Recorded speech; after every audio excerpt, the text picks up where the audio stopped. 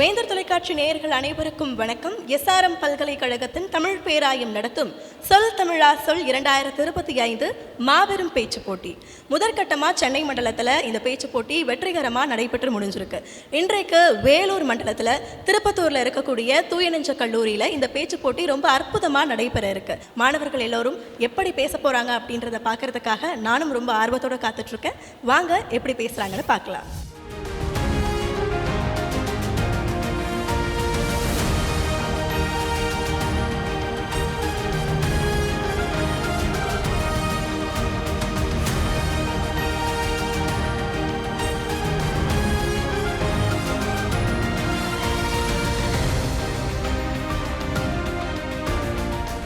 என் பெயர் ஸ்னேகா, திருவள்ளுவர் பல்கலைக்கழகம் வேலூர்லேருந்து வருகிறேன். இது வரைக்கும் என்னென்ன மாதிரியான பேச்சு போட்டியில் கலந்துருக்கீங்க? இந்த பேச்சு போட்டியில் நீங்கள் கலந்துக்கணும்னு உங்களுக்கு ஆர்வம் எப்படி வந்துச்சு? முதல்ல இந்த பேச்சு போட்டி நடக்குது அப்படின்றது உங்களுக்கு எப்படி தெரியும்? நாங்கள் தூய தமிழ் பயிலரங்கத்தில் எந்த பயிலரங்கம் தமிழை பற்றின பயிலரங்கமாக இருந்தாலும் சரி, போட்டிகளாக இருந்தாலும் அங்கே கலந்து கொள்வது என்னுடைய விருப்பம். அப்படி போகும்போது அங்கேருந்து ஒரு அறிவிப்பு தான், எனக்கு சொல் தமிழா சொல் என்ற ஒரு நிகழ்வு இருக்கிறது, மாணவர்களுக்கான பேச்சு போட்டி, அதில் கலந்து கொள்ள வேண்டும் என்பது என்னுடைய பல்கலைக்கழகத்தின் சார்பாக நான் இங்கே வந்திருக்கிறேன். போட்டி நடைமுறைகளும் அதற்காக விதிக்கப்பட்ட விதிமுறைகளும் பார்க்கும்பொழுது மிகவும் நேர்மையாக இருக்கும் என்ற எண்ணம் எனக்கு இருக்கிறது. பல போட்டிகளில் சென்றிருக்கிறேன். என்ன இது நமக்கு கிடைக்க வேண்டியது நமக்கு கிடைக்கலையே என்ற ஒரு எதிர்பார்ப்பு எனக்குள்ளே இருந்தது. அந்த நிகழ்வு இங்கே நடக்காதுன்ற ஒரு நம்பிக்கையோடு வந்திருக்கேன். வேணா இது சென்னையில் நடந்த பொழுது அங்கே கேட்டிருக்கும் பொழுது இந்த போட்டியை பற்றின எல்லா தகவலும் கொஞ்சம் கிடைச்சது. அதுவும் இல்லாமல் இங்கே வந்த பொழுது எங்களுடைய வரவேற்பாக இருக்கட்டும், எங்களை அழைச்சிட்டு இருக்கிறதா இருக்கட்டும், எங்கள் கூட யாராவது ஒருத்தர் இருந்துக்கிட்டே இருக்காங்க. ஸோ நல்ல முறையில் இந்த வேலூர் மண்டலத்தின் சார்பாக வேலூர்லேருந்து நான் வெற்றி பெற்று போகணுன்றது என்னுடைய விருப்பம்.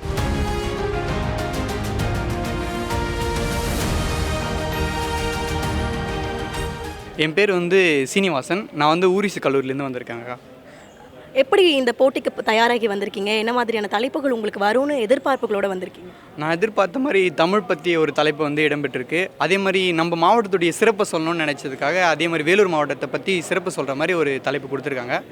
ஓரளவுக்கு நல்லா ப்ரிப்பேர் பண்ணிட்டு வந்திருக்காங்க.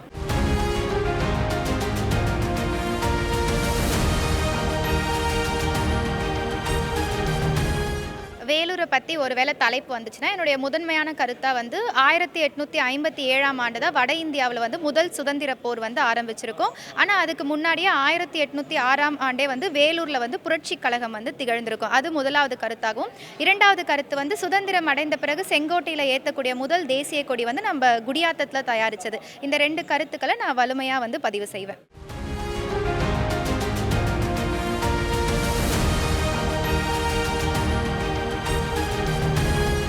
நான் அரக்கோணம் அரசு கலை மற்றும் அறிவியல் கல்லூரியிலேருந்து வரேன். தமிழ் பேராயம் இந்த மாதிரி ஒரு முன்னெடுப்பை எடுத்து யாருமே பண்ணாத வகையில் இவ்வளோ ஒரு பரிசு தொகையை அறிவித்து இந்த அளவில் ஒரு பேச்சு போட்டியை நடத்திட்டு வந்துட்டுருக்காங்க. இதை பற்றி நீங்கள் என்ன நினைக்கிறீங்க? கண்டிப்பாக இது மிகவும் பாராட்டக்கூடிய ஒரு விஷயம். ஏன்னா பரிசு தொகை அதிகம்ன்றதை விட ஒரு அமைப்பு இந்த அளவுக்கு தமிழை முன்னிறுத்தி நம்மளுடைய தாய்மொழியை உயர்த்துறதுக்காகவும் இளைஞர்களுடைய திறமையை வெளிக்கொணர்றதுக்காகவும் இந்த அளவுக்கு முயற்சி எடுக்கிறது நிச்சயமாக பாராட்டக்கூடிய ஒரு விஷயம்.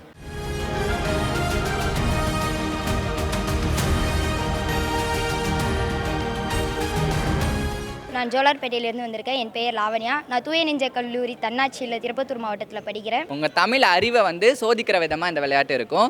அதாவது இப்போ வீடு அப்படின்னு எடுத்துக்கிட்டால் வீட்டில் நிறைய பொருட்கள் இருக்கும்ல, அதை எல்லாத்தையுமே நீங்கள் தமிழில் சொல்கிற மாதிரி இருக்கும். நான் எந்த ஒரு இடம் சொல்கிறேனோ அந்த இடத்த ரிலேட் பண்ணுற மாதிரி விஷயங்களை நீங்கள் தமிழில் சொல்லணும். கல்லூரி புதிய புதிய அறிமுகம், புதிய புதிய கருத்துகள், புதிய புதிய செயல்திறன்கள்.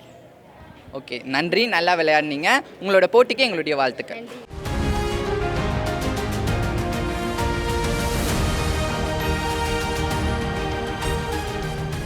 என்னோட பேர் தீபஜோதி, தீபஜோதி, தூயநெஞ்ச கல்லூரி. ஓகே, உங்களுக்கு நேற்று 6 தலைப்புகள் கொடுக்கப்பட்டிருக்கு இல்லையா? அந்த 6 தலைப்புகளுக்கும் நீங்கள் தயாராக வந்திருக்கீங்களா? எந்த தலைப்பு வந்தால் நான் சூப்பராக பேசிட்டு வருவேன் அப்படின்னு உங்களுக்கு எந்த தலைப்புக்கான எதிர்பார்ப்போடு நீங்கள் இப்போ வந்திருக்கீங்க? வேலூர் சிப்பாய் புரட்சியை பற்றி தலைப்பு பேசலான்னு ரொம்ப ஆர்வமாக இருக்குது.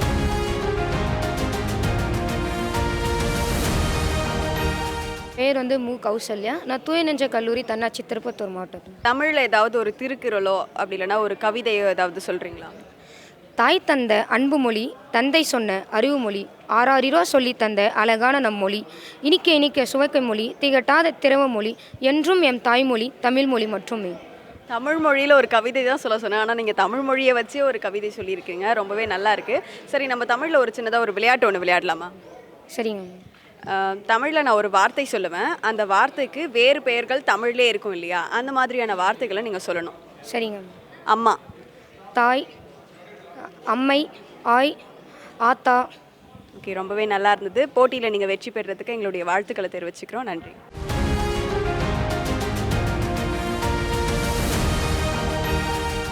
என்னுடைய பேர் மு ரேவதி. நான் இஸ்லாமிய மகளிர் கல்லூரியிலேருந்து வாணியம்படியிலேருந்து வந்திருக்கேன். ஏதாவது நீங்கள் எழுதின ஒரு கவிதை வந்து எங்களுக்காக சொல்ல முடியுமா? கண்டிப்பாக சொல்லுவேன். எனக்கு அம்மாவோட தலைப்பில் 2 வரிகளில் நான் அது எல்லாமே அடங்கிடும். அகரமே அண்ணாந்து பார்க்கும் அதிசய உறவேன்ற 2 வரிகளில் நம்ம அம்மாவோட எல்லா சொந்த உறவையும் வெளிப்படுத்திடலாம்.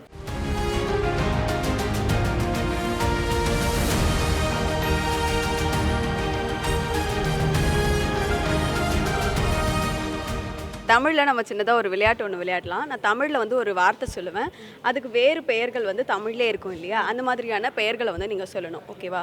சரி. மன்னன், அரசன், கோன், வேந்தன், ராஜா போன்ற பல சொற்கள் இருக்கிறது தமிழ். ஓகே, ரொம்பவே சிறப்பாக விளையாடினீங்க. போட்டியில் வெற்றி பெறுறதுக்கு எங்களுடைய வாழ்த்துக்கள்.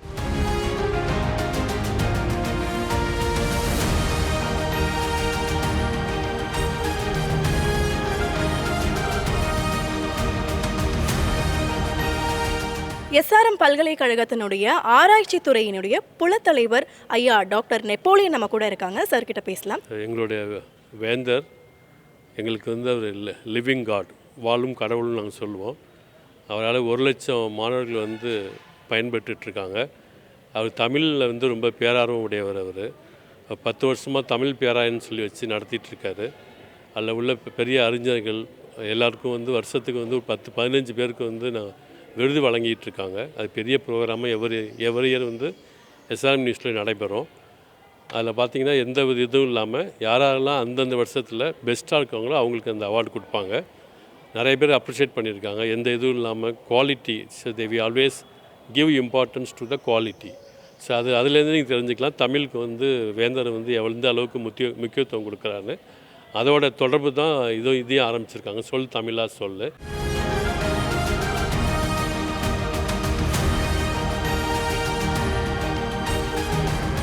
நம் பல்கலைக்கழக மாணவர்கள் பயன்படும் விதத்தில் பரிசுகளையும் உதவி தொகைகளையும் வழங்கி வருகின்ற ஐயா பாரிவேந்தர் அவர்கள் நம் மாணவர்களைப் போன்று மாநிலத்தில் உள்ள பல்வேறு பல்கலைக்கழகங்களில் கல்லூரியில் படிக்கின்ற மாணவர்களும் நிச்சயமாக ஆற்றலில் சிறந்து விளங்குவார்கள். பேச்சாற்றல் மிக்கவர்களாக, கவிதை புனையும் ஆற்றல் மிக்கவர்களாக நிச்சயமாக இருப்பார்கள். அவர்களையெல்லாம் அடையாளம் கண்டு அவர்களையும் ஊக்குவிக்க வேண்டும் என்ற உயர்ந்த நோக்கத்தோடு தான் சொல் தமிழா சொல் என்ற மாநில அளவிலான மகத்தான பேச்சு போட்டியை இந்த ஆண்டிலிருந்து வழிநடத்தி எங்களை செயல்படுத்த செய்திருக்கின்றார்கள். தமிழகத்திலே உள்ள அனைத்து மாவட்டங்களையும் 9 மண்டலங்களாக பிரித்திருக்கின்றோம். பாண்டிச்சேரி உட்பட அனைத்து மாவட்டங்களையும் 9 மண்டலங்களாக பிரித்து 9 இடங்களில் இந்த போட்டிகளை நடத்தி கொண்டிருக்கின்றோம். சென்னை மண்டலத்திலே பேசிய மாணவர்களை காட்டிலும் இந்த மாணவ மாணவியர் மிகச் சிறப்பாக பேசினார்கள் என்று சொல்கிறார்கள். பெரும்பாலும் கிராமப்புறங்களிலே இருந்து வரக்கூடிய மாணவர்கள் மாணவியர்கள் எப்படி இருப்பார்கள் என்று நாங்கள் ஐயுற்ற அந்த ஐயத்தை போக்குகின்ற விதத்தில் நகர்ப்புறங்களிலே இருக்கின்ற மாணவர்களுக்கு பல்வேறு செய்திகளையும் தெரியக்கூடிய வாய்ப்பு இயல்பாக இருக்கின்றது. ஆனால் அத்தகைய வாய்ப்பு எல்லாம் கிராமப்புற மாணவ மாணவிகளுக்கு இருக்கும் என்று எதிர்பார்க்க முடியாது. அந்த நிலையிலும் கூட நாங்கள் தந்த தலைப்பிற்கு ஏற்ப தங்களை தயார்படுத்தி கொண்டு மிகச்சிறப்பாக பேசியிருக்கிறார்கள் என்று அறிகின்றோம்.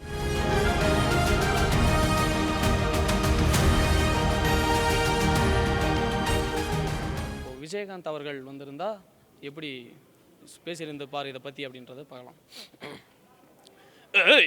வணங்க கண்ணுங்களா,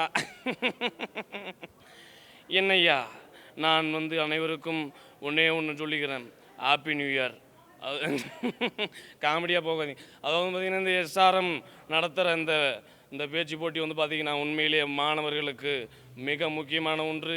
ஆமாம், இது வந்து நிறைய ஏழப்பட்ட மாணவர்களுக்கெல்லாம் ரொம்ப தேவைப்படும். ஏன்னா அவங்க திறமைகளை இந்த நேரத்தில் அவங்க காட்ட முடியும். அதனால் இது ரொம்ப முக்கியமான ஒன்றாக இது இருக்கின்றது. அதனால் இந்த எஸ்ஆர்எம் அவங்களுக்கு நான் ரொம்ப நன்றி சொல்கிறேன். இன்னார் செய்தாரே ஒருத்தல் அவர் நாண செய்துவிடல். நமக்கு யார் தீங்கு செய்தாலும் நாம் அவர்களுக்கு நல்லதுதான் செய்ய வேண்டும் என்று நமக்கு திருக்குறள் சொல்லித் தருகிறது. இந்த உலகிலே மனிதன் கண்டுபிடித்த ஆகச் சிறந்த படைப்பு என்ன தெரியுமா? சக்கரம் என்பார்கள், தீ என்பார்கள், மின்சாரம் என்பார்கள்.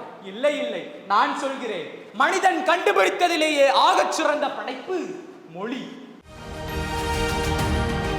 அறநெறி பிழையா திறனறி மன்னர், அறம் அறக்கண்ட நெறிமான் அவயம். அதாவது மன்னர்கள் செங்கோலும் வெண்கொற்ற கொடையும் போன்று நேர்மையான தூய்மையான ஆட்சி செய்தார்கள் நாட்டிலே. ஒன்றே குலம் ஒருவனே தேவன் என வாழ்ந்து அகம் புறம் என வாழ்ந்து காட்டி மூவேந்தர்களை கொண்டு 4 திசைகளை கொண்டு 5 நிலங்களாக பிரித்து 6 சுவைகளை கொண்டு 7 இசைகளை கொண்டு 8 பாட்டையும் பாடி நவ ரசத்தையும் கொண்டு நவநூல் கொண்டு 18 நூல்களையும் 13 திருமுறைகளையும் கொண்டு இன்னா 40 இனியவை 40 என்றும் 66 சிற்றிலக்கியங்களையும் 96 ஆயர்கலைகளையும் கொண்டது நமது தமிழ்மொழி. முதல் சுற்றுல நடுவராக இருந்த பேராசிரியர் தசரதனையை நம்ம கூட இருக்காங்க, அவங்க கேட்டு பேசலாம். யாருடைய பேர் அட்ரஸ் எல்லாம் எங்களுக்கு தெரியாது. அவர்களுக்கு அந்த அட்டையில் நம்பர் கொடுத்துருக்குறாங்க. அந்த நம்பருடைய அடிப்படையில் அவருடைய உண்மையான பேச்சு திறனுக்கு இந்த 4 அடிப்படையில் நாங்கள் மதிப்பெண் போட்டு 50க்கு மதிப்பெண் போட்டு நாங்கள் தேர்வு செய்திருக்கிறோம். என்னுடைய பகுதியில் 30 மதிப்பெண்களுக்கு மேலாக வாங்கியவர்களை 9 பேரை நாங்கள் அதில் தேர்வு செய்திருக்கிறோம். நடுவராக இருந்த முனைவர் முஜிபுர் ரஹ்மான் ஐயா இருக்காங்க, அவங்க கிட்ட பேசலாம். எல்லோரும் பார்த்தீங்கன்னா அரசியலில் நேர்மையாக இருக்கணும், தூய்மையாக இருக்குன்ற தலைப்பை அந்த தலைப்பில் பேசுகின்ற போது அவர் அதிகமான மதிப்பெண் கொடுத்தேன்.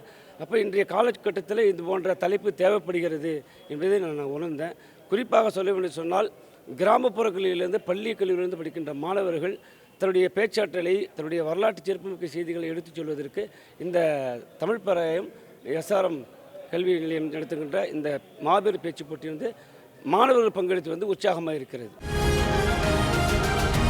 வேலூர் மண்டலத்திற்கான ஆசிரியர் பொறுப்பாளர் முனைவர் ராஜ்குமார் சார் நம்ம கூட இருக்காங்க, பேசலாம். வேலூர் மாவட்டத்தை சார்ந்த மாணவன் என்ற முறையில் நாங்கள் படிக்கிற காலத்துல எல்லாம் இவ்வளோ ப்ரைஸ் கொடுக்கல.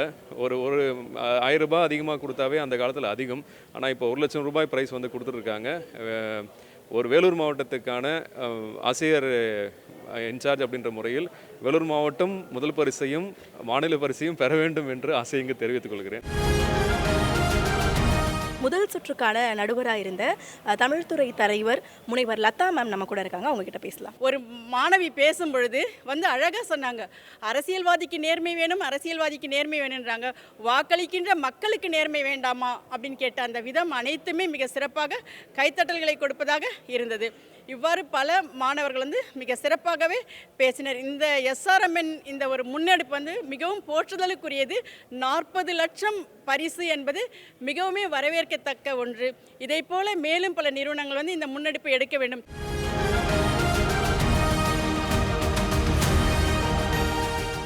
முதல் சுற்று வெற்றிகரமாக முடிஞ்சிருக்கு. இணையதளம் வாயிலாக 300க்கும் மேற்பட்ட போட்டியாளர்கள் பதிவு செய்திருந்தீங்க. 100க்கும் மேற்பட்ட போட்டியாளர்கள் கலந்து கொண்டு போட்டி ரொம்ப பிரம்மாண்டமாக போய் நடைபெற்று முடிஞ்சிருக்கு. முதல் சுற்றிலிருந்து தகுதி பெற்ற 31 நபர்கள் அடுத்ததாக 2வது சுற்றுக்கு தகுதி பெற்றிருக்கீங்க. போட்டியில் பங்கேற்ற 100க்கும் மேற்பட்ட நபர்கள்லேருந்து 31 பேர் 2வது சுற்றுக்கு தகுதி பெற்றிருக்கீங்க. 2வது சுற்றுக்கு தகுதி பெற்றவர்களுடைய பதிவு எண் அடுத்ததாக அவர்களுடைய பெயர்கள் இப்போது வாசிக்கப்பட இருக்கு. வாசிச்சிடலாமா? தயாராக இருக்கீங்களா எல்லாம்? பதிவு எண், முதல் பதிவு எண் 2வது சுற்றுக்கு தகுதி பெற்றிருக்கக்கூடியவர்கள் 2003 மனுவேல் இன்பம், கிறிஸ்தவ மருத்துவக் கல்லூரி, வேலூர்.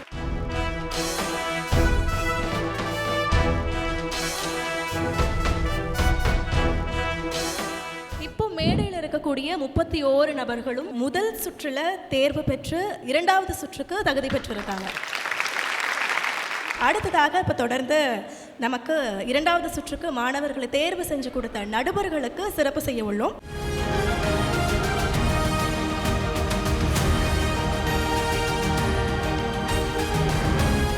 முதல் சுற்று சுற்றுக்கான போட்டிகள் இனிதே நிறைவு பெற்று 2ஆம் சுற்றுக்கான போட்டிகள் தொடங்க இருக்கு. இந்த 2ஆம் சுற்றுக்கான போட்டிகளுக்கு நடுவர்களாக செயல்பட இருக்கக்கூடிய நடுவர் பட்டிமன்ற பேச்சாளர் முனைவர் தமிழ் திருமால் அவர்களையும், சமூக செயற்பாட்டாளர் வழக்கறிஞர் மா ஆ ஸ்னேகா அவர்களையும் பணிவன்போடு மேடை கழிக்கிறோம். சொல் தமிழா சொல், இது காலம் கடந்து நிற்கிற ஒரு பேச்சரங்கமாக எனக்கு தென்படுகிறது.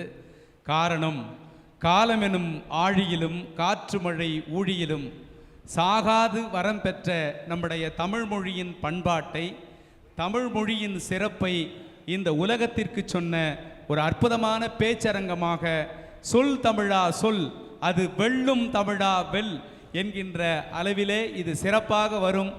SRM பல்கலைக்கழகம் எப்படி வள்ளுவன் தன்னை உலகினுக்கே தந்து வான்புகழ் கொண்ட தமிழ்நாடு என்று சொன்னானோ, அதை போல இந்த தமிழ் இலக்கிய உலகத்திற்கு மிக சிறந்த இலக்கிய பேச்சாளர்களை உருவாக்குகிற களமாக சொல் தமிழா சொல் என்கின்ற நிகழ்ச்சி திகழும் என்பதை நான் பெருமையோடும் மகிழ்ச்சியோடும் இங்கே பதிவு செய்ய ஆசைப்படுகிறேன். பேசப்படாத நிறைய சமூக விஷயங்களை இளைஞர்கள் பேசும் பொழுது கேட்கப்படாத காதுகளுக்கும் அது கேட்கும். அது சமூகத்தில் நிச்சயம் ஒரு பெரிய மாற்றத்தை உருவாக்கும் என நம்புவோம்.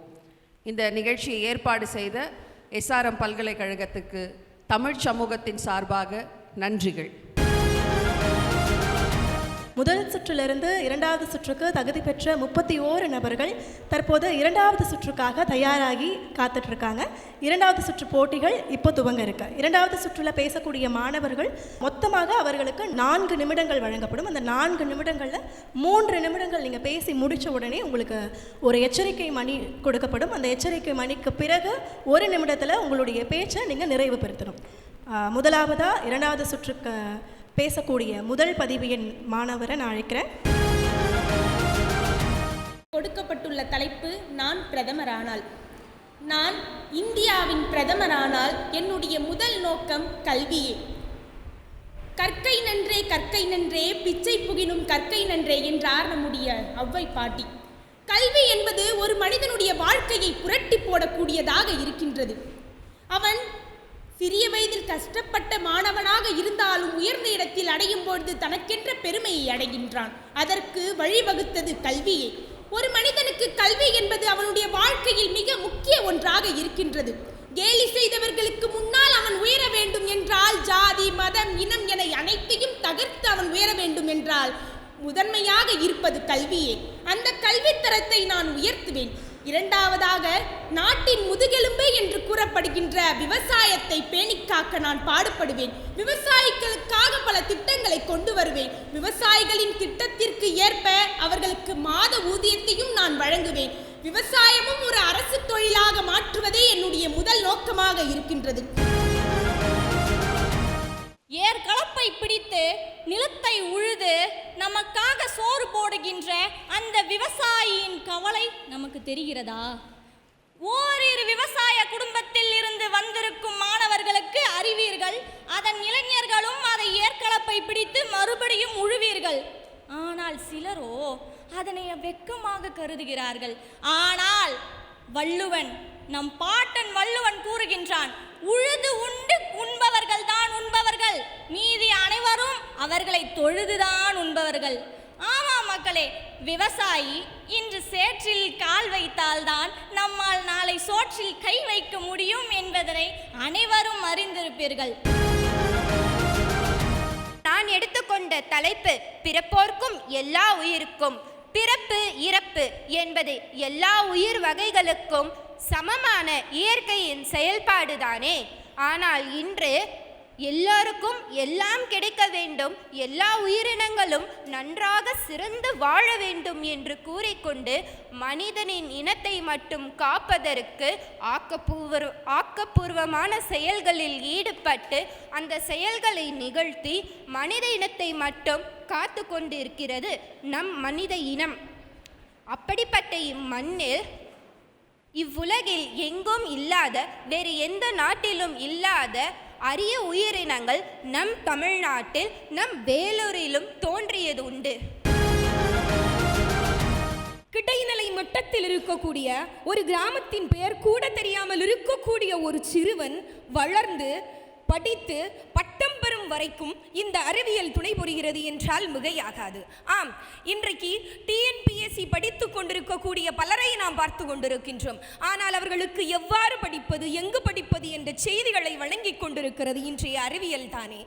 கடைமட்டத்தில் உள்ள ஒருவன் கூட கலெக்டராக ஆக முடியும் என்று அவனுக்கு சுட்டிக்காட்டி கொடுத்திருக்கிறது இன்றைய அறிவியல். நிலா நிலா ஓடிவா என்று நம் அம்மாக்கள் நமக்கு சோறு ஊட்டிய காலம் போய் இன்று நிலவிற்கே சென்று சோறு ஊட்டும் காலம் வந்து கொண்டு தானே இருக்கின்றது. சந்திரயான் 1, 2, 3, மங்கள்யான் என்று பலவற்றை நாம் இன்று அறிவியலில் படைத்து கொண்டு தானே இருக்கின்றோம். ஆனால் இது ஆக்கப்பூர்வமாக சென்று கொண்டிருக்கின்றதா என்பதுதான் இன்றைய கேள்வி. விண்ணை தாண்டிய விஞ்ஞானம் பெருமைதான், ஆனால் மண்ணை தோண்டி ஒரு மழலையை நம்மால் மீட்டெடுக்க முடியவில்லையே. விவசாயி நிதம் செத்துக் கொண்டிருக்கின்றானே. நவீன இயந்திர உலகில் வாழும் இளைஞனே, நினைவில் கொள், கணினி ஒரு பொழுதும் உன் கால் வயிற்றை நிரப்பப் போவதில்லை. இன்றைய இரவு உணவை இணையம் உனக்கு பதிவிறக்கம் செய்ய போவதில்லை. இணையதளத்தை உண்ண முடியாது, இட்லியைத்தான் உண்ண முடியும் என்பதை நாம் என்று புரிந்து கொள்ளப் போகின்றோம். ஆகவே ஆக்கப்பூர்வமான விஞ்ஞானம் அவசியமாகின்றது. தலைப்பு: போதையில்லா தமிழகம். போதை அது மரணத்தின் பாதை. இன்று வயது வரமின்றி அனைவரும் போதைக்கு அடிமையாக்கப்படுகிறார்கள். காரணம், போதைப் பொருள்கள் இலவசமாக அல்ல, அது எளிதான வழியில் கிடைப்பதால். போதையினால் அவர்கள் கண்மூடி பல தவறுகளை இழைக்கிறார்கள். திரைப்படங்களின் அடியில் மது அருந்தினால் நாட்டுக்கும் வீட்டிற்கும் கேடு என்ற அறிவிப்பு பலகை வந்தாலும் கூட இங்கு தமிழகத்தில் யாரும் அதை ஒழிப்பதாக தெரியவில்லை. போதையில்லா தமிழகத்தை உருவாக்க ஒரே வழி, இளைஞர் சமுதாயம் விழிப்புணர்வுடன் செயல்பட வேண்டும், விழிப்புணர்வையும் ஏற்படுத்த வேண்டும். ஒரு தாயின் கதறலையும் ஒரு தந்தையின் குமுறலையும் ஒரு பிஞ்சு குழந்தை போதைப் பொருள் ஏற்படுத்துவதால் ஏற்படுத்துகிறது. நீ ஒரு வீட்டின் மகனாக இருந்தால் அந்த குடும்பத்தின் வாரிசு போச்சு. நீ ஒரு குடும்ப தலைவனாக இருந்தால் அந்த குடும்பத்தின் எதிர்காலமே போச்சு.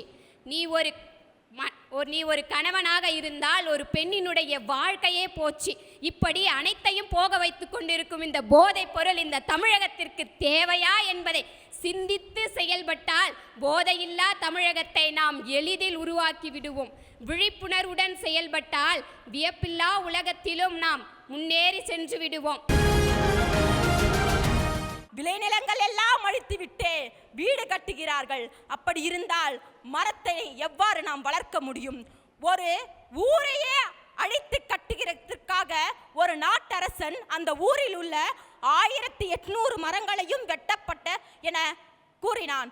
ஆனால் அந்த ஊர் மக்கள் அனைவரும் அந்த ஊரில் உள்ள ஒவ்வொரு மரங்களையும் தன்னுடைய உறவுகள் என கருதி ஒவ்வொரு மரத்தினையும் அணைத்து கொண்டார்கள். ஆம், இந்த மரத்தினை நீங்கள் வெட்ட வேண்டும் என்றால் எங்களையும் சேர்த்துதான் நீங்கள் வெட்ட வேண்டும்.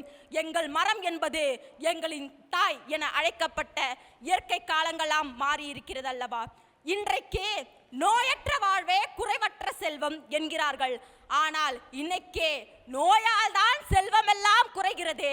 அதற்கு காரணம் இயற்கையை நாம் அழிப்பதனால்தான். 2000 ஆண்டுகள் வாழ்ந்த தமிழ் மொழியில் தமிழர் பண்பாடு சிறப்பாக இருந்தது. அன்று போதையில்லா பழக்கம், ஒரு குடும்பமாக வாழ்ந்தார்கள், கூட்டு குடும்பமாக அவர்கள் வாழ்ந்தார்கள்.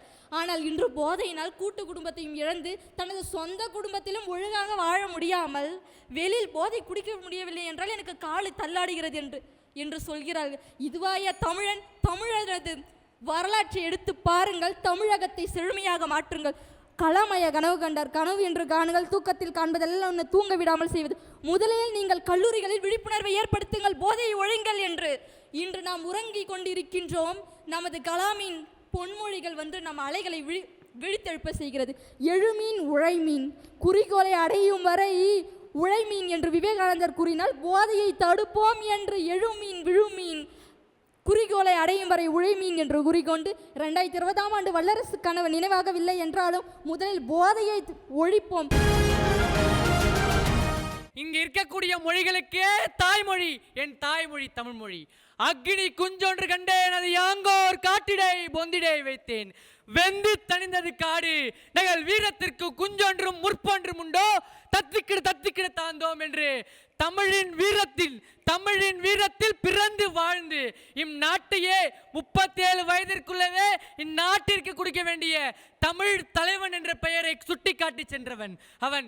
பட்டினி கிடந்து பசியால் மெலிந்து பால் பட நோக்கிடனும் கட்டி இழுத்து கால் கை முறித்து அங்கம் பிளந்து இழிந்து துடித்தினும் பொங்கு தமிழை பேச மறப்பேனோ என்று கர்ஜித்த காளை அவர். ஆமாம், சிறந்த தலைப்பு. நீங்கள் நினைத்து பார்க்க வேண்டும். தமிழின் தன்மையும் தொன்மையும் இலக்கிய வன்மையும் எத்தனை இந்த நாட்டில் முதலாக நமக்கு கிடைக்கப்பட்ட வெட்டுச் சுவடியானது தமிழில் கிடைக்கப்பட்டது. முதலில் இந்த உலகில் அதிகமாக மொழிமாற்றம் செய்யப்பட்ட முதல் நூல் திருக்குறள். அரசியலில் பெண்களின் பங்கு சங்க காலம் தொட்டே அடுப்பூதும் பெண்களுக்கு படிப்பதற்கென்று கேட்ட காலம் போய் இன்று நாடாளுமன்றத்திலும் பாராளுமன்றத்திலும் நாடாள வந்தவர்கள் எங்கள் பெண்கள் என்று இன்று உச்ச நீதிமன்றத்திலும் உயர் நீதிமன்றத்திலும் கூட பெண்கள் அரசாளுகிறார்கள் என்றால் பெண்கள் அரசியலில் பெரும் பங்கு வகிக்கிறார்கள். பெண்களின் வேதகால நாகரிகத்திலேயே பெண்கள் அடிமைப்பட்டு மட்டும்தான் இருக்க வேண்டும் என்று மனு தர்மம் கூறியிருந்தாலும் இன்று பெண்கள் நாடாளவும் பாராளவும் வந்திருக்கிறார் என்றால் பார்போற்றும் பெண்களாக பெண்கள் போற்றப்பட வேண்டும் என்பதற்காக தான். இன்று நாடாளுமன்ற உறுப்பினராகவும் பாராளுமன்ற உறுப்பினராகவும் ஏன் ஆளுநராக கூட பல பெண்கள் தேர்ந்தெடுக்கப்பட்டிருக்கிறார்கள் என்றால் அதுதான் பெண்களின் அரசியலில் பங்கு. அரசியலில் பெரும் பங்கை ஆற்றுவது பெண்கள் மட்டும்தான். ஒரு வீட்டில் ஒரு பெண் தான் ஆட்சி செய்கிறாள். இன்று பல குடும்பங்கள் சங்க காலம் தொட்டே தாய் வழி குடும்ப முறை இருந்திருக்கிறது. ஆகையால் தான் ஒரு பெண் இன்று வரை குடும்பத்தை வழிநடத்தி செல்கிறாள். அதுபோல ஒரு பெண்ணின் வாக்கு மூலம்தான், ஒரு பெண்ணின் ஒரு வாக்கு தான் குடும்பத்தின் வாக்கை நிர்ணயிக்குது. அதுபோலதான் இந்தியாவில் உள்ள அனைவருடைய ஒரு பெண் தமிழகத்தை இரும்பு பெண்மணி என்று ஆட்சி செய்தார் என்றால் பெண்கள் இந்தியாவில் அரசியல் ஆகச் சிறந்த தலைமைகளாக தான் இருக்கிறார்கள்.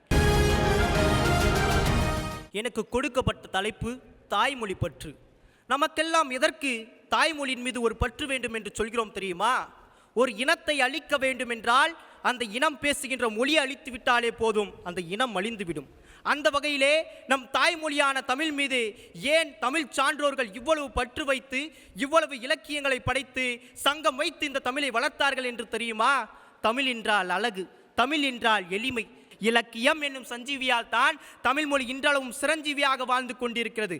ஆம், தொல்காப்பியம், 8 தொகை நூல்கள், நற்றிணை, நல்ல குறுந்தொகை, ஐங்குறுநூறு, ஒத்த பதிற்று பத்து, ஓங்கு பரிவாரல், கற்றறிந்தோர் எத்தும் கலியோடி, இத்திரட்டு 8 தொகை என 8 தொகை நூல்களும் 10 பாட்டு நூல்களான முருகு பொரு 6 12 முல்லை, பெருகு வளமுதிரை காஞ்சி, மறுவினிய கோல நெடுநல்வாளை, பட்டினப்பாலை, கடாத்துரும் 10 ஆகிய 10 பாட்டு நூல்களும் 17 கீழ்கணக்கு நூல்களான 4 அடி 4 மணி 440 5 முப்பால் கடுகம், கோவை மாமூலம் பழமொழி, இந்நிலைய காஞ்சியோடு ஏலாதி என்பவையே கைநில வாங்கில் கணக்கு.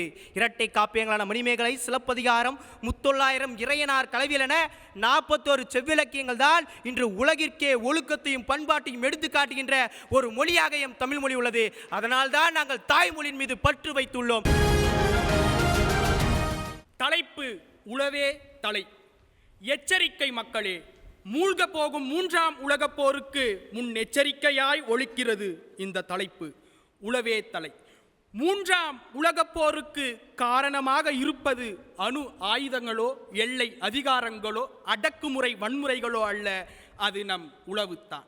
இதனை நன்கு அறிந்து கொண்ட அந்நிய நாட்டர் நம் இயற்கை வளங்களை சுரண்ட பறந்து கொண்டிருக்கின்றனர். சுழன்று ஏற்பினது உலகம், அதனால் உழந்தும் உழவே தலை என வள்ளுவர் உரைப்பது ஏன்? 1000 தொழில்களை நாம் கடல் கடந்து போய் சென்றாலும் அங்கும் உழவு நிலைக்க வேண்டும் என்று கலப்பையை பிடித்து வயல்களில் உழுது கொண்டிருக்கிறோமே, அதற்கு காரணம் வள்ளுவர் உரைத்த இந்த உழவே தலை என்னும் தலைப்பு தான். கோடி கோடியாக நாம் பணம் சம்பாதித்துக் கொள்ளலாம், பணத்தை உண்ண முடியுமா? பணத்தை பகிர்ந்து கொள்ள முடியுமா? ஆனால் போதும் என்ற மனமே பொன் செய்யும் மருந்து என்று நாம் உரைப்பது ஏன்? அந்த உழவு தொழில் நமக்கு உணர்த்தியவர்கள் தமிழர்கள். என்னுடைய தலைப்பு எங்கும் தமிழ் எதிலும் தமிழ். எங்கு இல்லை என்பதை கேட்க வேண்டும் தமிழில். காலுக்கு அணையும் சிலம்புக்கு சிலப்பதிகாரம் என்றும், கழுத்திற்கு அணியும் மணிக்கு மணிமேகலை என்றும், வளையலுக்கு அணியும் வளையாபதி என்றும், இப்படி ஒவ்வொன்றிலும் தமிழ் எங்குமே காணப்படுகிறது. இது மட்டுமின்றி காதலுக்கா கம்பராமாயணம், நட்புக்கா ஔவையார், திருக்குறளா அரசியலுக்கு, இப்படி ஒவ்வொரு அதிகாரத்திலும் ஒவ்வொரு நூல்களிலுமே தமிழ் எங்கும் காணப்படுகிறது, எதிலும் காணப்படுகிறது. தமிழனாய் பிறந்த ஒவ்வொருவரின் இதயத்திலும் தமிழ் மூச்சாய் வாழ்ந்து கொண்டிருக்கிறது. 2000 ஆண்டுகளுக்கு முன் வந்த முப்பால் கண்ட மொழி தமிழ் மொழி. 3000 ஆண்டுகளுக்கு முன் வந்த இலக்கணம் கண்ட மொழி எங்கள் தமிழ் மொழி. 4000 ஆண்டுகளுக்கு வந்த நாகரிகம் பண்டைய தமிழ் மாறாத மொழி எங்கள் தமிழ் மொழி. ஒரு கவிஞன் தமிழை தன்னுடைய உயிருக்கு நேர் என்று சொல்லியிருக்கிறாரே, இதற்கு என்னதான் அடிப்படை காரணமாக இருக்க முடியும் என்று சற்று சிந்தித்து பார்த்தேன். நெல்லின் ஆடையை கலைத்தால் அது அரிசி. அந்த அவமானம் தாங்க முடியாமல் அரிசி செத்து போனால் அது சோறு. அந்த துன்பத்தை பார்த்து அரிசியுடன் சேர்ந்து அடக்கம் செய்தால் அது பிரியாணி. பிரியாணி என்று சொன்ன உடனே நம்முடைய நாவில் எச்சை உருகிறதே. ஆனால் தாய்மொழி என்னுடைய தமிழ் மொழி என்று சொல்லி பாருங்கள், உங்களுடைய ஆழ்மனதில் ஒரு மயான அமைதி தோன்றுகிறது. அதனால் தான் அன்றே கவிஞர் தமிழ் எங்கள் உயிருக்கு நேர் என்று கூறியிருக்கிறார். ஆடிப்பட்டம் தேடி விதை, எல்லாருமே விவசாயத்தை பற்றி பேசிக்கிட்டு தாங்க இருக்கோம். உழவே தலை என்று வள்ளுவர் சொல்லுகிறார். நாம யோசிக்கலாம், ஏன் விவசாயத்தை எல்லாரும் முதுகெலும்பு முதுகெலும்புன்னு சொல்லி முதுகுக்கு பின்னாடி ஒளிச்சு வச்சிருக்காங்க அப்படின்றது. முதுகுக்கு பின்னாடி இருக்கிறதால அதோடைய வலியும் தெரிய மாட்டேங்குது, அதோடைய வலிமையுமே தெரிய மாட்டேங்குதுன்னு நினைக்கிறோம் விவசாயத்தோட. உண்மையில் இங்க இருக்கக்கூடிய எத்தனை பேருங்க தன்னுடைய விவசாயம் செய்யக்கூடிய மகனோ மறுபடியும் விவசாயத்துக்கு வரணும்னு எதிர்பார்க்கிறோம்? யாருமே இல்லை. எவ்வளவு கஷ்டப்படுறோம் தெரியுமா? ஆனா அவர் சொல்லுவார், அப்பா விவசாயம் எல்லாம் வேண்டாம், படிச்சு எங்கேயாவது ஒரு பெரிய வேலைக்கு போயிட்டு ஒரு இடத்துல ஜம்முன்னு உட்காரத்தை பார்க்கணும்னு சொல்லுவோம். ஆனா ஏன் ஒரு காரணம்னா, விவசாயம் செய்பவர்களுக்கு பெண் கொடுக்க தயங்குகிறோம் நாம. ஆனா ஒரு பெரிய நிறுவனத்தில் இருக்கிறவருக்கெல்லாம் வேலை கொடுக்கறதுக்கும் பெண் கொடுக்கறதுக்கும் தயாராக இருக்கும். இப்படிப்பட்ட விவசாயத்தை கொண்டாடுவதற்குனே நம்மளுடைய தமிழுக்கு மட்டும்தான் இப்படி ஒரு சிறப்பு இருக்குமா என்று தெரியலை. பொங்கல் விழாவை 4 நாள் வெகு விமர்சையாக கொண்டாடுவோம். அது வெளிநாட்டவர்களுக்கெல்லாம் கிடையவே கிடையாது. அந்த பொங்கல் அன்னைக்கு தான் நம்மளுடைய மண்ணுக்கு நன்றி சொல்லக்கூடிய ஒரே நாள். எப்படிங்க நாம் இத்தனை நாள் நமக்கு கொடுத்தது கொடுத்துக்கிட்டே இருக்கு, எப்படி நன்றி சொல்லுவோம்? அன்னைக்கு ஒரு நாளைக்கு அது கொடுத்த அரிசியில புது பானையில பொங்கல் இட்டு வழிபடுவோம். பாத்தீங்களா பா, நீ இத்தனை நாள் எனக்கு கொடுத்த, இதுக்கெல்லாம் நான் உனக்கு நன்றி சொல்லணும் என்னட்டு. இன்னமும் விவசாயம் எல்லாம் நாம சொல்லலாம், விவசாயத்தை திரைப்படங்கள்ல பார்த்துடுறோம், மேலோங்கி இருக்கு, இதெல்லாம் இப்படி சொல்லணும்ட்டு. ஆனால் உண்மையில் திரைப்படங்களுக்கு மட்டும்தான் அதெல்லாம் சாத்தியமே தவிர, நிஜ வாழ்க்கையில் திரைப்படங்கள்ல பேசுபவர்கள் கூட விவசாயம் செய்வதற்கு தயாராக இல்லைங்க.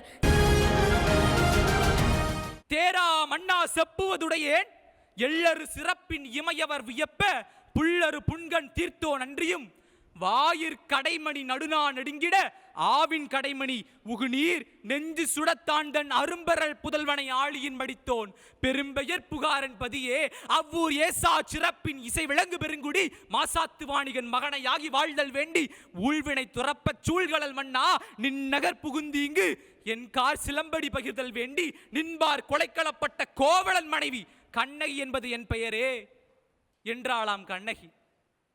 வாயில் கடைமணி நடுங்கிட ஒரு பசு வந்து மணியை அடித்த போது கூட அதற்கு நீதி அளித்த, எல்லா உயிர்க்கும் நீதி, எல்லா உயிரும் சமமானதே என்பதை கற்பித்த அரச மொழியிலே வந்துவிட்டு எனது கணவனை அநியாயமாய் கொலை செய்தாயே என்று சொல்லி கண்ணகியின் மூலம், கண்ணகியின் கதாபாத்திரத்தை எடுப்பதன் மூலம் தமிழிலே பிறப்புக்கும் எல்லா உயிர்க்கும் என்பதை எடுத்துரைத்தார் இளங்கோவடிகள். நீருக்கு ஆதாரம் மரம், மழைக்கு ஆதாரம் மலை, ஆனால் மரத்திற்கு சேதாரம் மனிதன். ஆம், மரத்தை நாம் வளர வேண்டும், நாம் பெருக வேண்டும், மக்கள் பெருக வேண்டும் என்று எல்லா மரங்களையும் வெட்டி கொண்டு வருகின்றனர், சேதப்படுத்தி வருகிறோம். இதையெல்லாம் எனக்கு மிகவும் கவலையாக இருக்கிறது. 2 கழுதைகளுக்கும் கல்யாணம் செய்து வைத்தால் மழை பெய்யும் என்ற மூட நம்பிக்கையை அழித்து மண்ணுக்கும் மரத்திற்கும் கல்யாணம் செய்து வையுங்கள். அதற்கு உறவுபடுத்தி நட்டி வைத்தால் அழகாய் வரும் மழை. மனிதன் தோன்றிய காலத்தில் முதலில் கற்களை உரசி அங்கே நெருப்பை மூட்டினான். அது கற்காலம் என்று சொன்னோம். அதன் பின்பு கற்களை பயன்படுத்தி வேட்டையாடினான். அதை நாம் நவீன கற்காலம் என்று சொன்னோம்.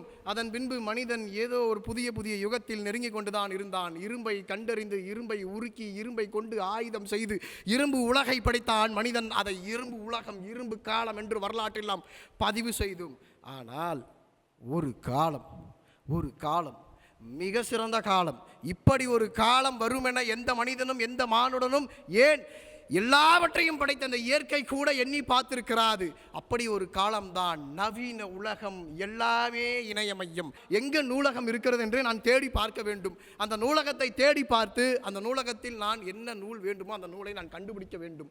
ஆனால் இன்றைக்கு இருக்கக்கூடிய நூலகங்கள்லாம் இணையமயம் ஆகிவிட்டது. இணைய நூலகம் வந்துவிட்டது. தமிழ்நாடு அரசு கூட தமிழ்நாடு இணைய நூலகம் என்பதை ஒன்று வைத்திருக்கிறது. அந்த இணைய நூலகத்தின் மூலமாக நமக்கு என்னென்ன தேவையோ, என்னென்ன கருத்துக்கள் வேணுமோ என எல்லாவற்றையும் நாம் அங்கே பெற்றுக்கொள்ள முடிகிறது. ஆகையால் கல்வியில் மட்டுமல்ல, அரசாங்கத்தில் மட்டுமல்ல, இந்த நாடு முன்னேற வேண்டும் என்றால் வேளாண் பெருங்குடி மக்கள் நீரூடி வாழ வேண்டும். ஒரு உழவன் மகன் விவசாயத்தில் செய்தால் மட்டும்தான் நமக்கு உணவு கிடைக்கும். இதுதான் யதார்த்தம். இன்றைய அத்துணை வசதிகளுக்கும் ஏற்பவாறு தன்னுடைய ஒரே ஒரு கைபேசியின் மூலமாக உலகத்தை அறிந்து கொள்ள முடியும். அது சாத்தியம் என்று சொன்னால் அது இணையத்தின் வாயிலாகத்தான் இருந்து கொண்டிருக்கிறது. அப்படியாகத்தான் ஒவ்வொரு தரவுகளையும், ஒவ்வொரு தரவுகளை சேமிக்கக்கூடிய சேமிப்பாகவும் என்னிடம் இந்த கைபேசி என்கிற ஒற்றை மூலமாக இணையத்தினுடைய துணை கொண்டு நான் இன்று இந்த இடத்திலே பேசிக் கொண்டிருக்கிறேன் என்று சொன்னால் என்னை இணைத்தது கூட இந்த இணையம்தான். அத்தகைய இணையத்தை இன்றைய இளைஞர்கள் எவ்வாறு பயன்படுத்துகிறார்கள்? சாதிக்கு எதிராக, மதத்திற்கு எதிராக கருத்துக்களை பகிராமல், சாதிக்கு எதிராக, மதத்திற்கு எதிராக கருத்துக்களை பகிராமல், அத்துணை வரும் சமம் என்கிற பொதுமைத்துவத்தை பேசாமல், அதிலே பொழுதுபோக்கிகளுக்கும் கேளிக்கைகளுக்கும் அதில் ஆட்பட்டு தங்களுடைய நேரத்தை செலவழித்துக் கொண்டிருக்கின்றார்கள். இணையத்தின் வாயிலாக பல இன்னல்கள் நிகழ்ந்து கொண்டுதான் இருக்கிறது. அதை நாம் சரியான முறையிலே பயன்படுத்தினோம் என்று சொன்னால் அதை போன்ற ஒரு நல்ல ஒரு செயல் இந்த உலகிலே இருக்க முடியாது. என்னுடைய தலைப்போ நான் பிரதமரானார். தமிழரசியாகிய நான் பிரதமரானார். இந்திய திருநாட்டிலே நான் முக்கியமாக கொண்டு வரக்கூடிய ஒரு விடயம் என்றால் மாநில சுயாட்சியை தான் சொல்லுவேன். மாநில சுயாட்சியை பற்றி அண்ணா அவர்கள் இப்படியாக கூறுகின்றார். மாநில சுயாட்சி என்பது ஏதோ ஒரு தனிநாடு கோரும் கோரிக்கையோ, இந்தியா ஒன்றியத்திலிருந்து தமிழ்நாட்டை பிரிக்கும் கோரிக்கையோ அல்ல.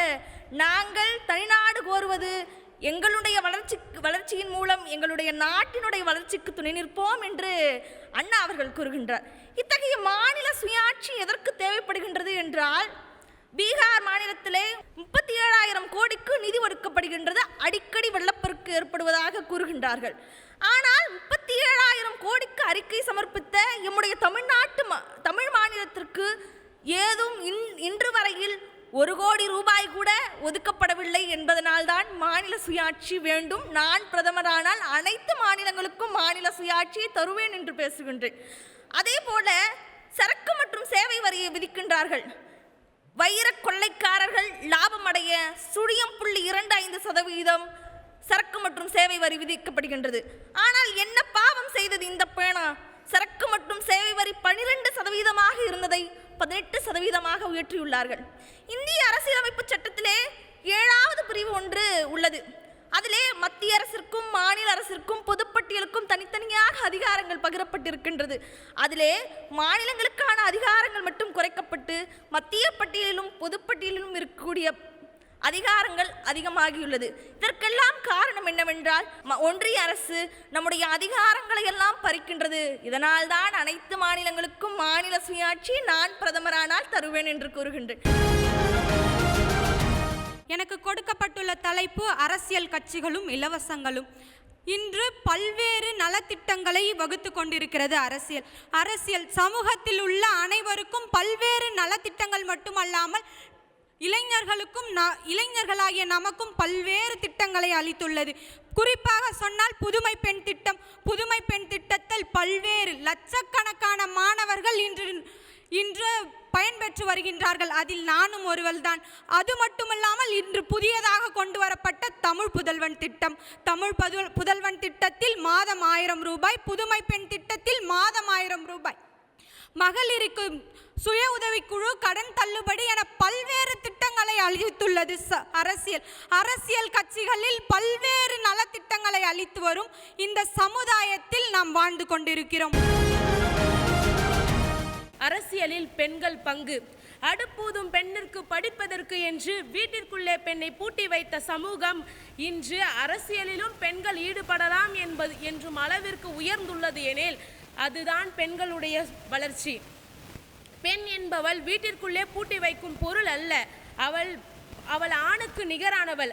பாலினம் என்பது சமுதாயத்திற்கு ஒரு சீர்கேடாக அமைந்துவிடக் கூடாது என்பதற்காகத்தான் அரசியலிலும் பெண்கள் ஈடுபட வேண்டும் என்று அறிவுறுத்தினார்கள். அரசியலில் உள்ளாட்சி தேர்தலில் ஈடுபடும் பொழுதே பெண்களுக்கு அங்கு அநீதி இழைக்கப்பட்டது.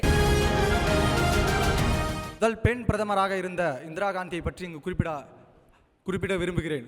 ஏனென்றால் தன்னுடைய பாதுகாவலராலே சுட்டுக் கொல்லப்பட்டார். அவரின் பங்களிப்பு என்னவாக இருந்தது என்றால், கிழக்கு பங்களாதேஷ் என்று அழைக்கப்படக்கூடிய வங்கதேசத்திற்கு பாகிஸ்தானின் ஒருங்கிணைந்த பகுதியாக இருந்தது. அவற்றை முழுமையாக தன்னுடைய அரசியல் ராஜதந்திரத்தின் மூலமாக விடுதலை வாங்கி தந்தார் 1971களில். இத்தகைய மிக பெரும் சாதனையை படைத்த ஒரு அரசியல் மாபெரும் மேதை இந்திரா காந்தி என்பதில் நமக்கு துளி கூட ஐயமில்லை. தமிழகத்தை பற்றி பேசும் பொழுது ஜெயலலிதா அவர்களை பற்றி நான் இங்கு பேச விரும்புகிறேன். ஒவ்வொரு மாநிலத்திலும் இடஒதுக்கீடு என்பது 50% என்பதே எல்லையாக இருந்தது. ஆனால் அவருடைய காலகட்டத்தில் அந்த இடஒதுக்கீடானது 69% என்ற ஒரு இலக்கை எட்டி பெரும் சாதனை புரிந்தார் என்பது எந்த ஒரு ஐயமில்லாத ஒரு விஷயமாக இருக்கிறது. ஆக்கப்பாதையில் அறிவியல்.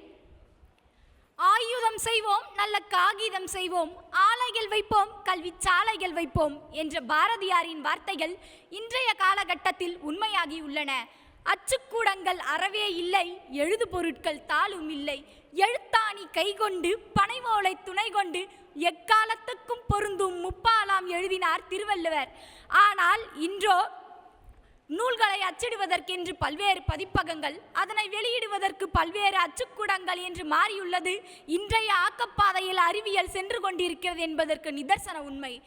அன்றைய காலகட்டத்தில் ஒருவர் இறந்த செய்தியை கூட ஒரு மனிதன் நாடாக இருந்தாலும் சரி, ஊராக இருந்தாலும் சரி, கடந்து சென்றுதான் கூற வேண்டிய நிலை இருந்தது. ஆனால் தற்போது சூழ்நிலையில் அந்த நிலை மாறி நாடு விட்டு நாடு இருப்பவர்களை கூட நொடிப்பொழுதில் தொடர்பு கொள்ள முடிகிறது என்றால் அது தற்பொழுது அறிவியல் ஆக்க வளர்ச்சி என்பதே நிதர்சன உண்மை. அன்பார்ந்தவர்களே, செயற்கை நுண்ணறிவு வந்தவுடன் என்ன சொன்னார்கள்? அதன் மூலம் வந்தது ChatGPT என்ற செயலி.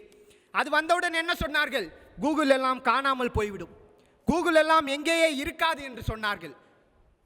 சொல்லி வாய் மூடவில்லை. 4 நாட்களுக்கு முன்பு சைனாவில் டீப் சீக் என்ற ஒரு புதிய செயலி வந்தது. அந்த செயலி வந்தவுடன் அமெரிக்காவில் 83,000 கோடி பண மதிப்பீடு நடந்தது என்று சொன்னால் உங்களால் மறந்துவிட முடியுமா? ஏனென்றால் எத்தனையோ ஆய்வாளர்கள் சொல்லியிருக்கிறார்கள், போன்ற ஆண்டு பொறியியல் மாணவர்களில் 40% செயற்கை நுண்ணறிவில் வேலைக்கு எடுத்தார்கள்.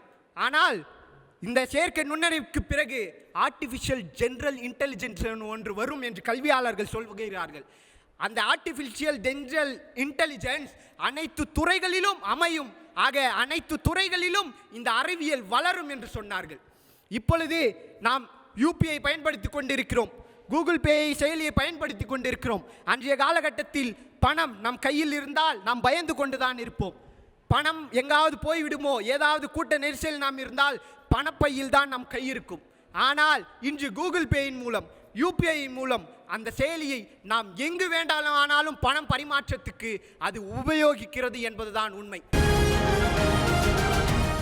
தடுக்கி விழுந்தால் மட்டும் ஆ ஆ, சிரிக்கும் போது மட்டும் இ இ, சூடு பட்டால் மட்டும் ஊ ஊ, அதட்டும் போது மட்டும் ஏ ஏ, ஐயத்தின் போது மட்டும் ஐ, ஆச்சரியத்தின் போது மட்டும் ஓ ஓ, பக்கனையின் போது மட்டும் அவ், விக்கலின் போது மட்டும் அக்கென்று தமிழ் பேசி மற்ற நேரம் வேற்று மொழி பேசும் தமிழர்களிடம் மறக்காமல் சொல்லுங்கள், உங்களின் தாய்மொழி தமிழ் என்று.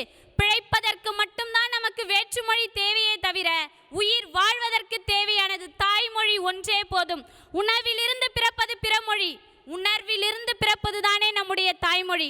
நம்முடைய தாய்மொழி நமக்கு மட்டும் தாயானவள் அல்ல, உலகில் உள்ள எல்லா மொழிகளுக்கும் தாயானவள் அவள். ஆங்கிலத்திலே நாம் கூறுகின்றோம் மம்மி என்று. அதற்கு அர்த்தம் என்ன? பிணத்தை தான் கூறுவார்கள். நாம் தமிழிலே எப்படி கூறுகிறோம்? அம்மா என்று கூறுகிறோம்.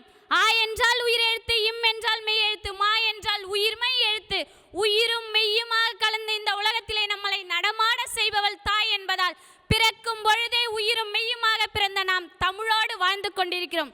அதனால் தான் கூறுகிறேன், உணவிலிருந்து பிறப்பது பிறமொழி, உணர்விலிருந்து பிறப்பது தமிழ் மொழி. அதனால் அத்தகைய தமிழ் எங்கும் எதிலும் எப்பொழுதும் வாழ்ந்து கொண்டிருக்கும். எங்கும் இணையமயம். ஒரு மனிதனுக்கு அடிப்படை தேவை என்று சொன்னால் உணவு, உடை, இருப்பிடம் ஆகிய 3 தான் ஒரு மனிதனுக்கு இன்றியமையாதது என்று கூறுவார்கள். பாரதியார் இப்படி சொல்வார், தனி மனிதனுக்கு உணவில்லை எனில் இந்த ஜகத்தினை அழித்திடுவோம் என்று. அந்த உணவினேயே இன்று நாம் இருக்கும் இடத்தில் தன் வீட்டிற்கே நாம் அதனை வரவழைக்கும் அளவிற்கு இணையம் வளர்ந்துள்ளது. உணவு மட்டும் எடுத்துக்கொண்டால் மட்டும் போதாது, உடை, இருப்பிடம். குடிசை இல்லாத இந்த நாட்டை உருவாக்க வேண்டும் என்று சொல்வார்கள். நீங்கள் ஒரு இருப்பிடத்தை, ஒரு வீட்டை கட்ட வேண்டும் என்று சொன்னால் அதை இன்று நீங்கள் இணையத்திலேயே பதிவேற்றம் செய்து கொள்ளலாம். அந்த அளவிற்கு எங்கும் இணையமாகத்தான் இன்றைய காலம் திகழ்ந்து கொண்டிருக்கிறது. முன்பு பேசிய தோழி சொன்னார்கள், எங்கும் தமிழ் எதிலும் தமிழ் என்று. ஆனால் இன்றைய காலகட்டத்தில் எங்கும் இணையம் எதிலும் இணையமாகத்தான் வந்து கொண்டிருக்கிறது. 2020ஆம் ஆண்டு கொரோனா காலத்தில் இந்த உலகமே முடங்கி கிடந்தது. ஆனால் அன்றளவிலும் மாணவர்கள் அனைவரும் கல்வி கற்றார்கள் என்று சொன்னால் அதற்கு காரணம் என்ன? இணையம். ஏனென்றால் கற்க கசடர கற்பவை கற்ற பின் நிற்க அதற்கு தக என்பார் வள்ளுவர். வெள்ளத்தால் போகாது, வெண் தணலால் வேகாது, வேந்தனாலும் கொள்ளத்தால் இயலாது, பணம் கொடுக்க கொடுக்க குறையும், ஆனால் கல்வி கொடுக்க கொடுக்க வரும். அத்தகைய சிறப்பு வாய்ந்ததுதான் கல்வி. அந்த கல்வி எந்த நிலையிலும் நின்றுவிடக் கூடாது என்றுதான் உலகமே முடங்கி இழந்த காலத்திலும் இணையத்தின் வழியாக கல்வி கற்பிக்கப்பட்டது. அதல்லவா இணையத்தின் அளவில்லா சாதனை. 4600 ஆண்டுகளுக்கு முன்பாக தோன்றிய சுமேரிய மொழி இன்று யாரினுடைய மொழியாகவும் இல்லை. 4000 ஆண்டுகளுக்கு முன்பு தோன்றிய எகிப்திய மொழி இன்று யாரினுடைய மொழியாகவும் இல்லை. போதி மரத்தின் கீழ் அமர்ந்து வேதிய மாற்றம் பெற்றாரே புத்தர், அவர் பேசிய பாலிய மொழி இன்று யாரினுடைய மொழியாகவும் இல்லை. ஆனால் காலத்தால் மூத்து, கருத்தால் முதிர்ந்து, காணமாய் திரிந்து, கருத்தில் விளைந்து, வானமாய் திரிந்து, வனமாய் விளைந்து, ஞானமாய் சுரந்து 25 நூற்றாண்டுகளுக்கு மேலாக நம் தமிழை வளர்த்து கொண்டிருக்கிறோம் என்றால் இதற்கு எவ்வளவு பெருமைப்பட வேண்டும். நாம் இன்னொன்று மனதிலே நிறுத்திக் கொள்ளுங்கள் தோழர்களே.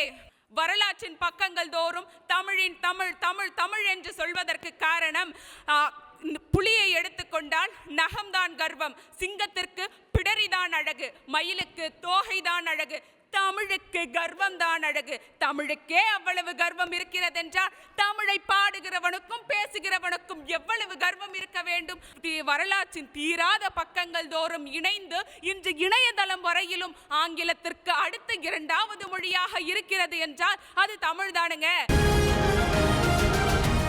ஒன்றே குலம் ஒருவனே தேவன் என்று வாழ்ந்து காட்டி அகம் புறம் என வாழ்ந்து 3 வேந்தர்களால் ஆளப்பட்டு 4 திசைகளையும் 5 நிலப்பகுதிகளையும் 6 சுவைகளையும் 7 இசைகளையும் 8 பாட்டையும் 9 நவநூல்களையும் 10 பாட்டையும் அதையும் தாண்டி 12 திருமுறைகளையும் இன்னா 40 இனியவை 40 என்றும் திருக்குறளில் 333 அதிகாரங்களையும் 1330 குறட்பாக்களையும் 10,500க்கும் மேற்பட்ட கம்பராமாயணத்தின் மூலமாக பாடல்களையும் 26,000க்கும் மேற்பட்ட இலக்கண நூல்கள் படைத்த நூல் நமது தமிழ் நூல். தமிழ் அன்னையை நாம் இன்று வரை மட்டுமல்ல என்றென்றும் பாதுகாக்க வேண்டும். 1000 மொழிகள் வந்தாலும் தமிழ் மொழி என்றும் சாகாது. மெல்ல தமிழினி சாகும், மேற்கு மலை பூமிசை ஓங்கும் என்று அந்த பேதையுறுத்தான். இந்த வசீனுக்கு எய்திடல் ஆகுமா? செஞ்சிடுவீர் 8 திக்கும் சில கலை சிற்பங்கள் என்று கூறுகிறேன் ஐயா. அதே போன்று எவ்வித நாட்டினரும் நம் நாட்டிற்கு வந்தால் அழைப்பது நம் தமிழர் இனமே. வாருங்கள் என்று அவர்களை அழைத்து அவருக்கு வரவேற்பு தருவது நம் தமிழினமே என்றுதான் தனித்துவமான தமிழ் இன்றும் இருக்கிறது என்று நான் கூறுகிறேன் ஐயா. அதே போன்று பல புறநானூற்றில் கூறுகிறது ஐயா, உணவு உணவு என்றால் அந்த உணவு நம் தமிழர் மக்களின் மனதில் தானையா. வந்தவருக்கு உணவளித்து வாசலில் இல்லாமல் வீடுதோறும் அழைத்து அவர்களை வீட்டுக்கு அழைக்கிறோம் நம் தமிழர் மட்டும் தான். இதனாலே வேறுபட்ட மொழியில் இருந்து நம் தமிழ் மொழி மட்டுமே தனித்துவமாக காணப்படுகிறது ஐயா. எஸ்ஆர்எம் பல்கலைக்கழகத்தின் தமிழ் பேராயம் நடத்தும் சொல் தமிழா சொல் 2025 வேலூர் மண்டலத்திற்கான பேச்சு போட்டி மிக பிரம்மாண்டமாக நடைபெற்று 2 சுற்றுகள் ரொம்ப வெற்றிகரமாக நிறைவு பெற்றிருக்கு.